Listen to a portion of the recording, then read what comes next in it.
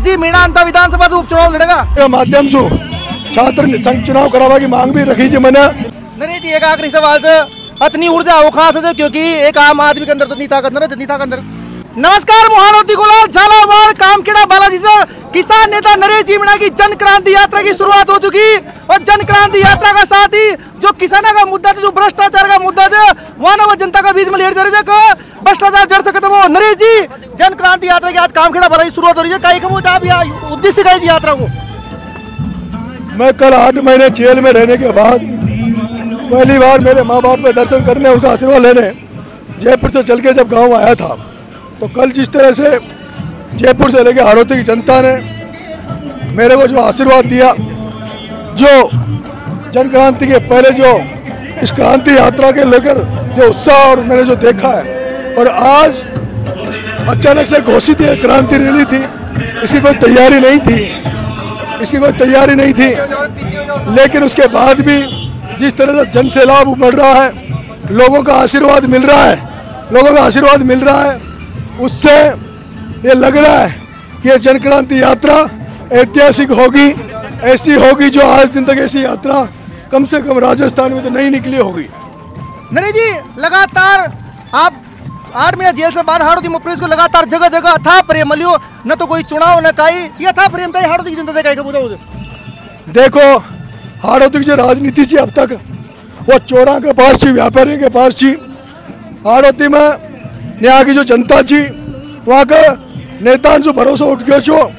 हर भरोसा उठा बाद जी तरह से वो नेतागिरी करे छा उनको देर अब लोगों में लागत है कि जो नरेश बोल रहे हो जिस तरीके से ये नेता को नंगो कर रहे थे, इनके खिलाफ जिस तरह से बोलता है, उससे लोगों को लगता है कि कोई लड़ाका आया है, लड़ने वाला आया है, जो किसान जातियों को उनकी संख्या के अनुसार प्रतिनिधित्व दिलाने की बात करता है, जो भ्रष्ट नेताओं के खिलाफ खुल के बोलता है। ये नरेश मीणा में कुछ तो है, तो कुछ कर सकता है, और मुझे लगता है ये जनता की जो मन की भावना है कि ये लड़का कुछ कर सकता है, उसको देखते हुए ये आशीर्वाद जनता मुझे दे रही है। अगर अंता से विधानसभा से उपचुनाव तो नरेश जी मीणा अंता विधानसभा से उपचुनाव लड़ेगा। मैं तो ऐसा लागत है जी तरह से जनता में आशीर्वाद दे रही है, प्यार दे रही है, और अगर अंता में चुनाव हो तो मैं फेर छू एक अंता में सभा करूँगा,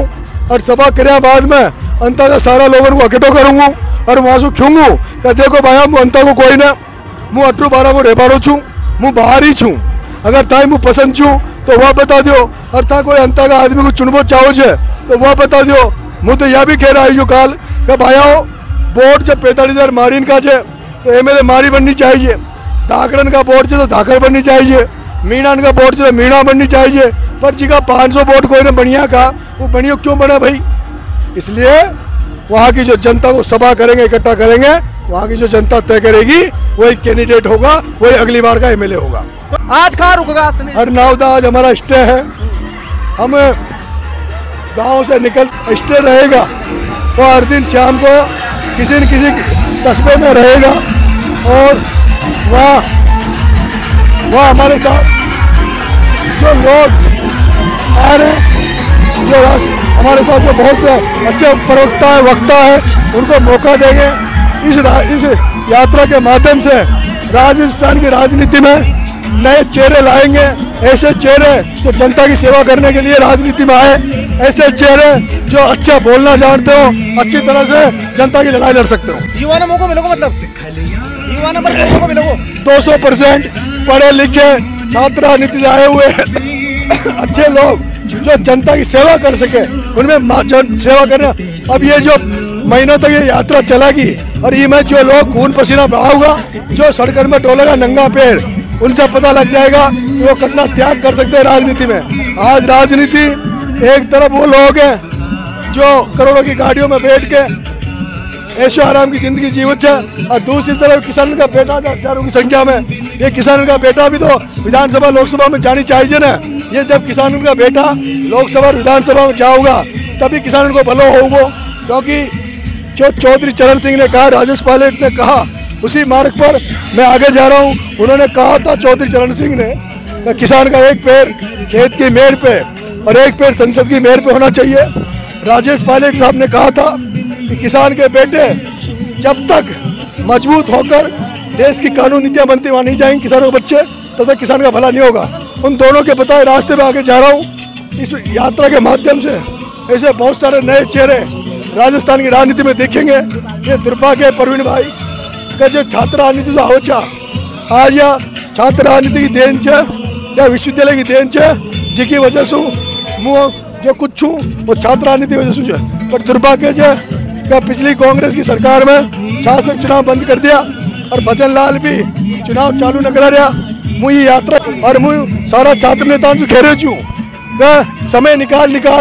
मैं ये नहीं कह रहा सारे छात्र नेताओं को जो चुनाव लड़ना चाहते हैं कि आप परमानेंट हमारे साथ रहो, लेकिन जब भी समय मिले वो सभी में आवे, यात्रा में शामिल हो, अपनी बात रखे। और जब यात्रा जब अंतिम पड़ाव पे होगी, लाखों लोगों को लेकर सरकार का चक्का जाम करेंगे, सरकार को घेरेंगे और वो तमाम मांगे जो हम अपने इस यात्रा के माध्यम से ले जा रहे हैं, उन तमाम मांगों को सरकार से पूरा करवाएंगे। या नीली छतरी आड़ा की कृपा है, ये हमारा युवा साथी को जो जोश मारे लार दिखे छे या उकी ताकत है, उसको एनर्जी आओ छे, कशा ये खून पसीनो बाहर खुद का पीसा जो डीजल बढ़ार खुद की गाड़ी घोड़ा को लेर ये मारे लार दौड़ रहा है। जयपुर से 1000 किलोमीटर से छोड़ा नहीं आ रहा है। ये जोश देता है मुझे कि जब ये लोग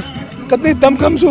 मारे लार लाग रहे थे, मैं आगे बढ़ाऊँ चाहे इनको लागत है तो हमारा भाई मजबूती से आगे बढ़ रहा है। तो यही लोग की कृपा है जो जोश दिलाता है। एक जब मैं कोई गरीब दीन इनको देखता हूँ गांव में, जब मुझे कच्चे घर दिखते हैं, झोपड़ियाँ दिखती है, तब मुझे जो गुस्सा आता है, वो जो गुस्सा आता है मेरे अंदर, वो गुस्सा का परिणाम है कि वो गुस्सा में सड़क में निकाल रही हूँ, सरकार के खिलाफ निकाल रही हूँ, वहाँ से जोश आओ। ये तो भाई साहब नरेश जी मीणा जन क्रांति यात्रा को आगाज हो चुकी है। आंसू कामखेड़ा बालाजीसू और हजारों की तादाद में सड़क पर यह के साथ लोग जुड़े हुए थे। यो प्रेम से लोगों को या प्रेम भाई साहब यू ही नमल यो प्रेम कमाई जो आज हजारों की तादाद में जन सैलाब यहाँ उड़े थे। अब यही मुलूचा